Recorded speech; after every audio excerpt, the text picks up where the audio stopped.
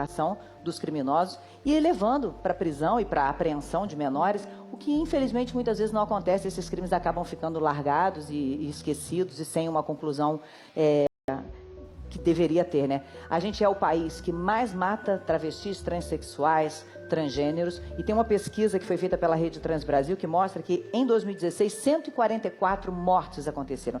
E esse ano, a gente está no terceiro mês do ano, já são 21 pessoas mortas. Isso gerou a morte dessa travesti da Dandara dos Santos, acabou gerando um movimento que é a hashtag A Vida das Pessoas Trans. Miriam, como explicar tanto ódio por alguém que não está fazendo nada que te afete, que ligado a você, que te prejudique? Fátima, a gente vive hoje uma cultura de ódio, intolerância, violência, direito visível. Porque antes isso existia, mas ninguém sabia. As pessoas eram assassinadas e ninguém sabia. Hoje, graças a essa adolescente, nós todos estamos assustados e indignados com essa violência, mas sempre existiu. E essa cultura do ódio, da violência e da intolerância se dissemina também na internet. Porque, às vezes, não é só violência física, mas tem violência verbal permanente. Eu escrevi outro dia um artigo falando sobre isso, porque a Disney fez um beijo gay. Sim. Mas é um beijo que não é um beijo gay. É um beijo dos diferentes, é o beijo da diversidade, é um beijo dos velhos com os jovens, do negro com branco e dos gays. É um beijo para mostrar que a diversidade... É um selinho, né? É um e selinho. beija, beijo, né? Beijo gay, beija, beijo. Né? Não, e não fizeram um beijo gay, eles fizeram para mostrar a diversidade convivendo amorosamente.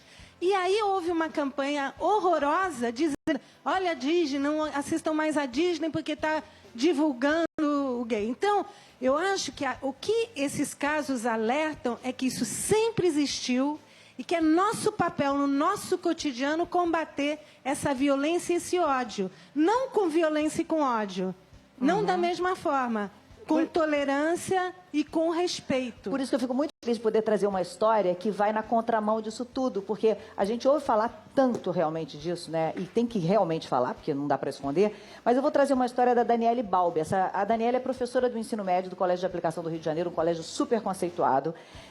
Ela fez uma cirurgia de mudança de sexo, mas para conseguir fazer isso, ela contou com uma ajuda muito especial. Vou pedir para você chegar para cá, Daniele. Chega. Você é professora de literatura, né? Professora de literatura. Senta aqui, por favor. Daniele, quem ajudou você a fazer a cirurgia financeiramente foram os seus alunos? Foram as crianças, né? Crianças, ela já está sendo boazinha, né? Porque todo mundo do ensino médio, já tem todo mundo, né? Eu chamo eles de crianças, porque são meus bebês, né?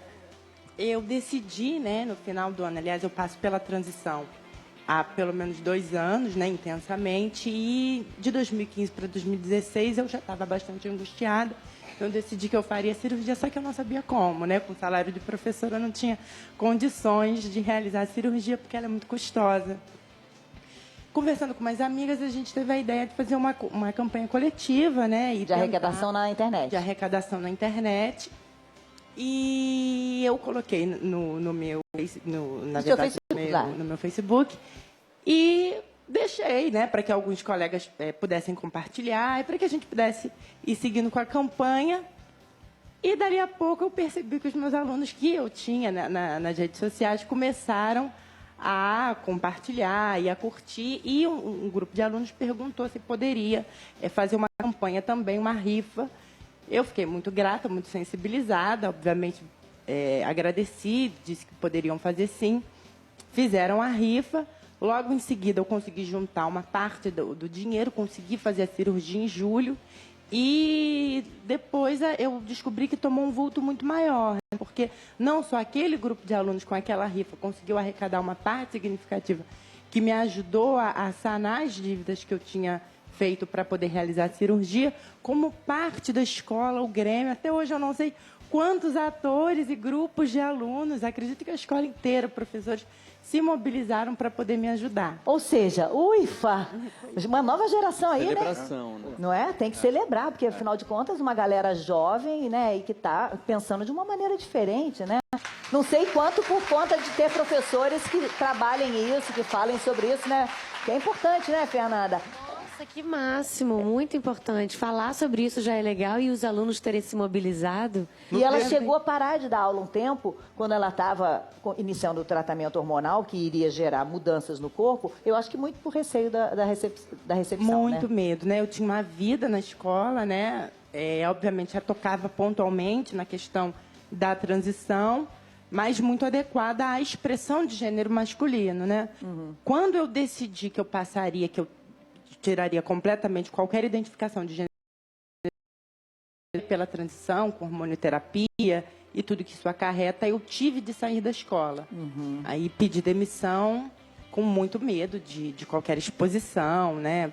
Mesmo entendendo que a maioria dos meus alunos, mesmo na outra escola que não era o colégio, eles eram mais sensíveis. E isso foi me deixando bastante intrigada, né, com a sensibilidade das crianças. Agora, olha só a história que a gente vai contar agora, que eu não sei se você conhece, mas que é muito interessante, que é de uma história que o Lobenco está vivendo no teatro, né? Está trazendo, na verdade, para o teatro a história da Gisberta, que foi uma brasileira que vivia em Portugal e que foi torturada por dias e morta por adolescentes entre 12 e o mais velho tinha 16 anos. Não é isso?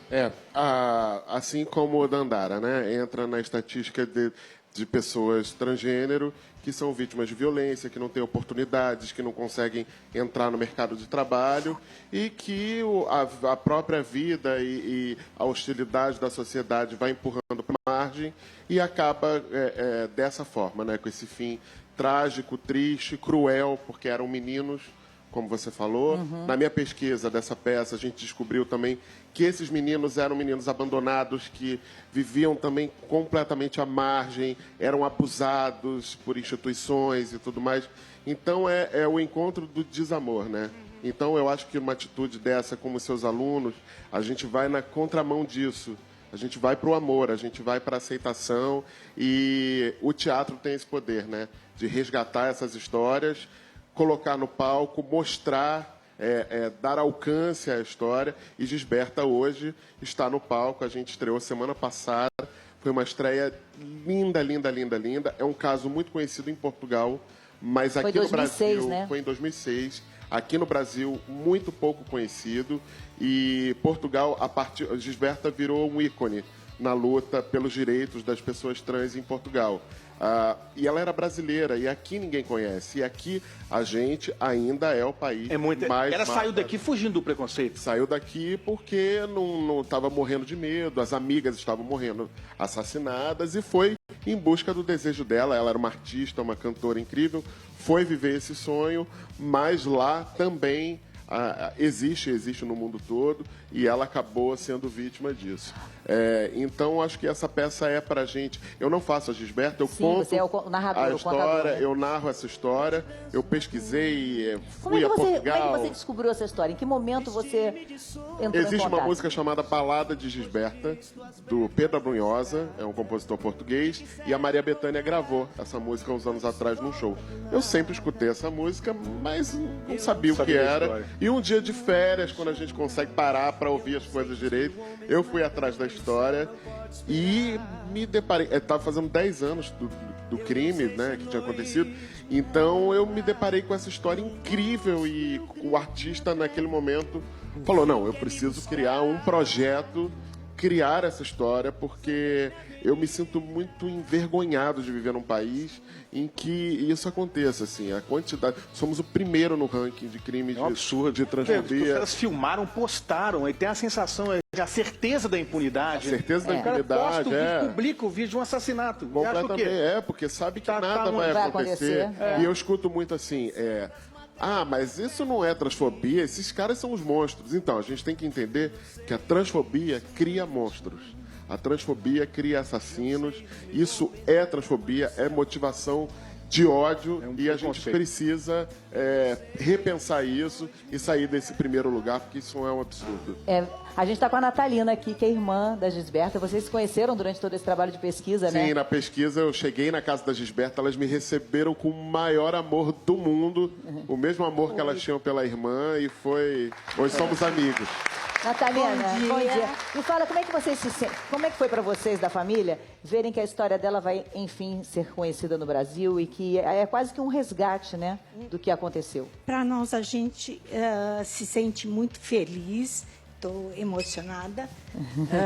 A peça foi maravilhosa e eu acho que foi uma homenagem, porque na época ela sempre quis, era muito linda, muito linda.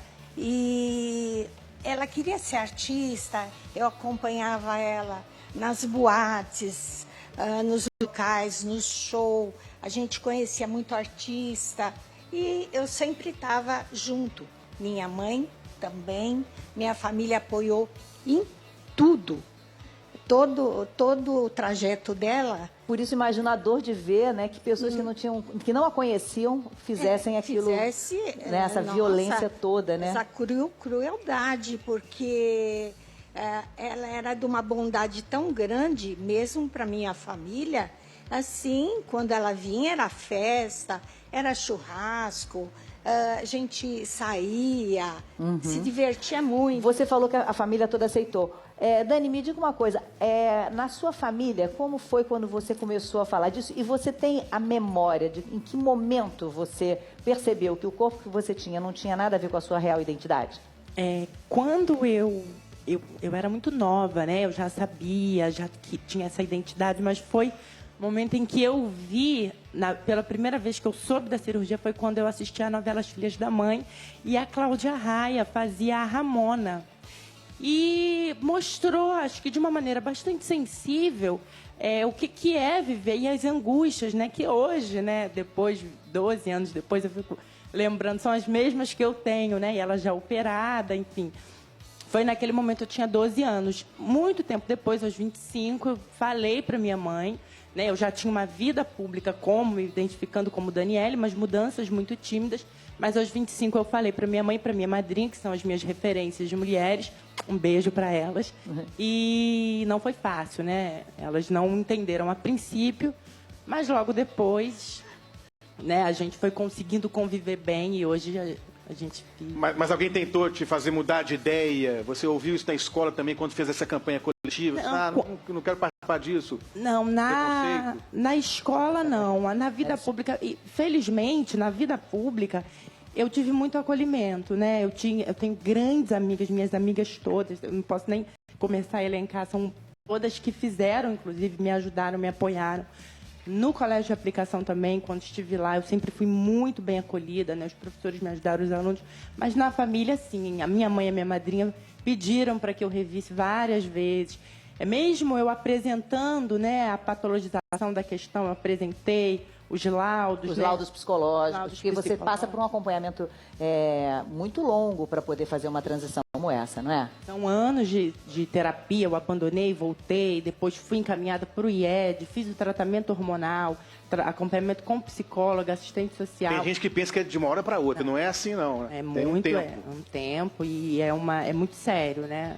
Em algum momento você teve dúvida?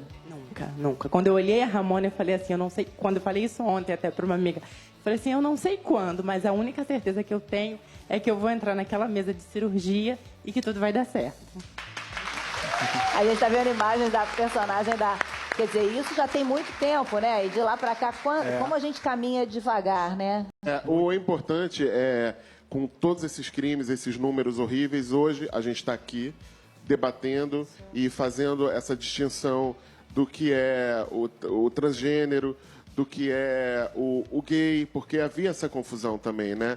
Da identidade de gênero com orientação sexual. Ainda há muito. E ainda há muito, com certeza. Muita ignorância. Mas não havia nem o debate. Se a gente pega há 10 anos atrás,